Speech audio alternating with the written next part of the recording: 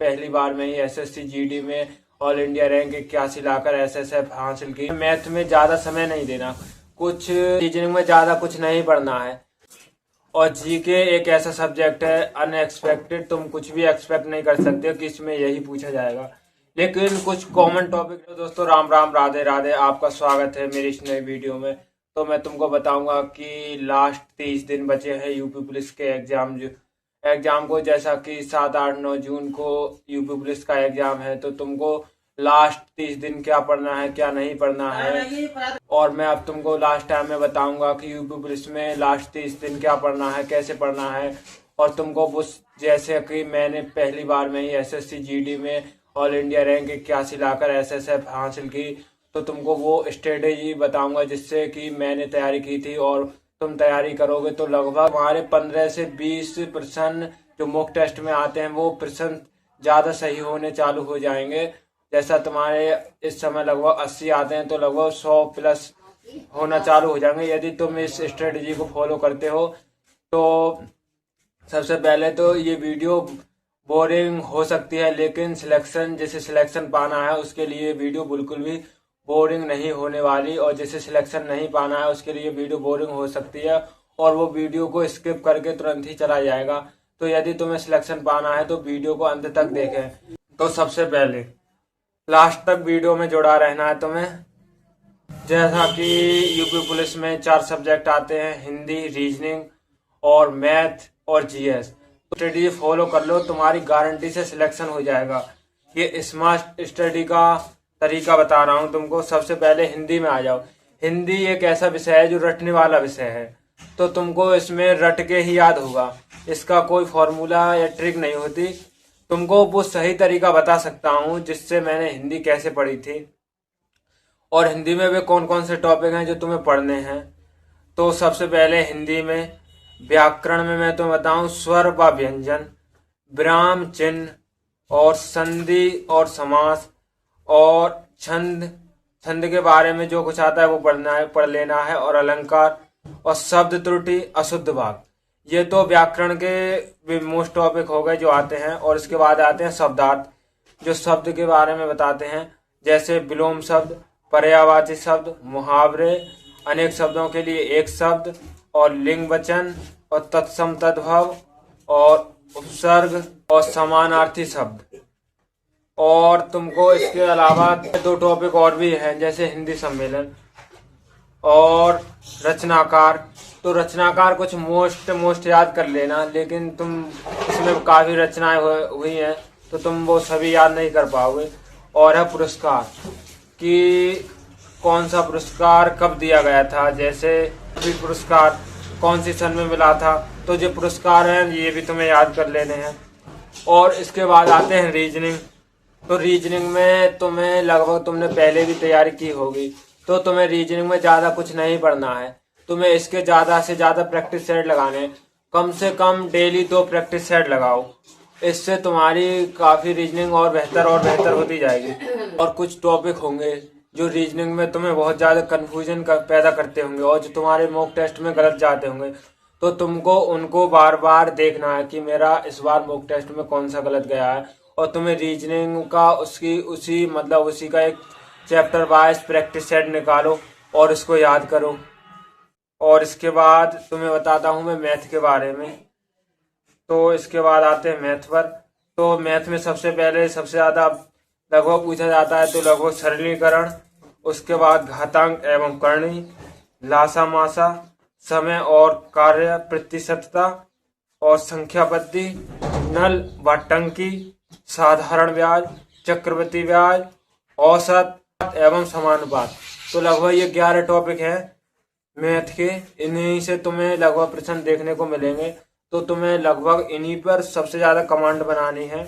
और जो इस समय RW जो सीरीज चलाई जा रही है यूपी पुलिस के लिए, तो तुम्हें उससे भी जुड़ जाना है, जो प्रैक्टिस सेट चलाए जा रहे हैं RW पर। और इसके बाद आते हैं जीके पर। तो तुम्हें सबसे पहले इसमें यूपी जीके की बात करता हूँ मैं। तो तुम्हें यूपी जीके के लिए एक छोटी सी बुक लेनी है और इसी को बार बार रिवाइज करना है। और इसके बाद आते हैं करंट अफेयर। और जीके एक ऐसा सब्जेक्ट है अनएक्सपेक्टेड, तुम कुछ भी एक्सपेक्ट नहीं कर सकते हो कि इसमें यही पूछा जाएगा, लेकिन कुछ कॉमन टॉपिक रहते हैं जो लगभग सभी एग्जाम में पूछे जाते हैं। तो इसके बाद मैं तुम्हें करंट अफेयर के बारे में बताऊं। करंट अफेयर के यदि ये टॉपिक तुम कर लेते हो तो लगभग 80% तुम लगभग करंट अफेयर कवर कर लोगे, और ये टॉपिक कुछ ज़्यादा टॉपिक नहीं है और ये बहुत आसानी से तुम कर लोगे। तुम्हें डेली करंट अफेयर देखने की कोई ज़रूरत नहीं है, क्योंकि ऐसा होता है डेली करंट अफेयर लगभग हम ज़्यादा से ज़्यादा 10 से 12 दिन देखेंगे, फिर उसके बाद छोड़ देते हैं और इसके बाद छूट ही जाती है। क्योंकि ये मेरा खुद का एक्सपीरियंस है, मैं लगभग कभी 5 से 6 दिन लगातार करंट अफेयर देख ही नहीं पाया, क्योंकि वो थोड़ी इतनी ज़्यादा हो जाती है, थोड़ा बोरिंग सा रहता है और उसमें लगभग प्रश्न फंसने के चांस बहुत कम रहते हैं। तो कुछ कॉमन टॉपिक हैं जो तुम्हें याद करने हैं। तो सबसे पहले करंट अफेयर में आते हैं। तो यूपी राज्य की योजना, जितनी भी जो यूपी राज्य की योजना है तो तुमको उनको ठीक से याद कर लेना है। और नियुक्तियां, किस पद पर किसकी नियुक्ति हुई है। और संयुक्त सैन्य अभ्यास, जो 1 साल के जितने भी हैं, जैसे तुम्हारा एग्जाम जून में है तो जून 2025 तक के बाद जितने भी संयुक्त सैन्य अभ्यास हुए हैं तो तुमको उन्हें याद कर लेना है।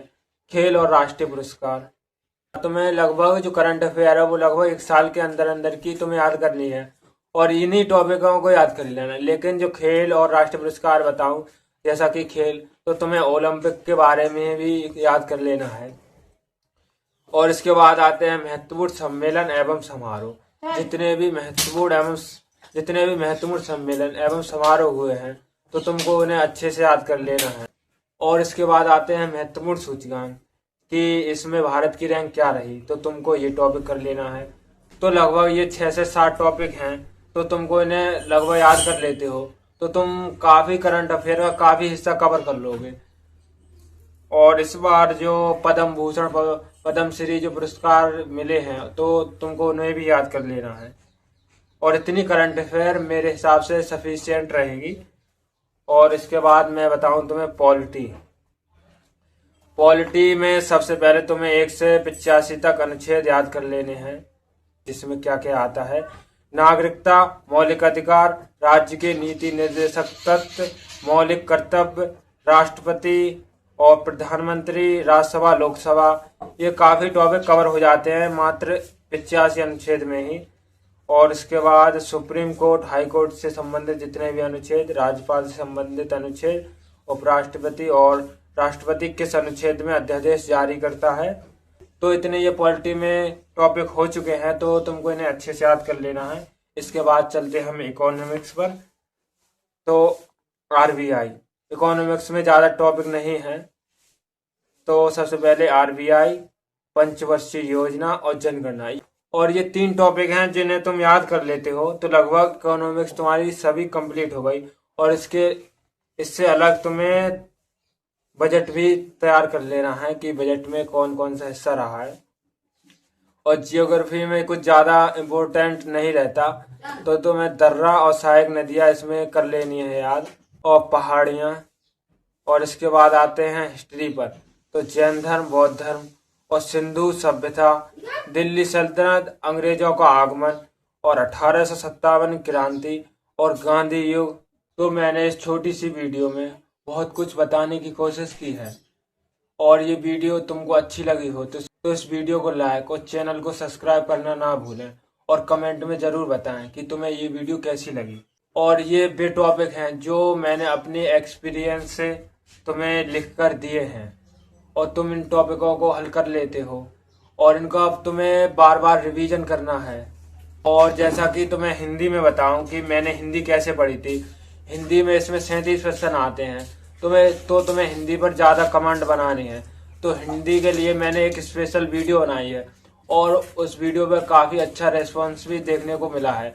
तो तुमको उस वीडियो को देख लेना है, और वो हिंदी देखने के बाद तुम्हें समझ में आ जाएगा कि हिंदी को सबसे पढ़ने का बेस्ट तरीका वही है। और जैसा कि मैथ में ज़्यादा प्रश्न नहीं बनते हैं, 20 ही है इसमें, तो तुम्हें मैथ में ज़्यादा समय नहीं देना। कुछ स्टूडेंट का ये कहना रहता है कि मुझे मैथ नहीं आती, तो तुम्हारे मैथ नहीं आती तो तुम्हें ज़्यादा मतलब पढ़ना है ये बार बार नहीं कहना है कि मुझे मैथ नहीं आती, ऐसे तो कुछ भी नहीं होगा।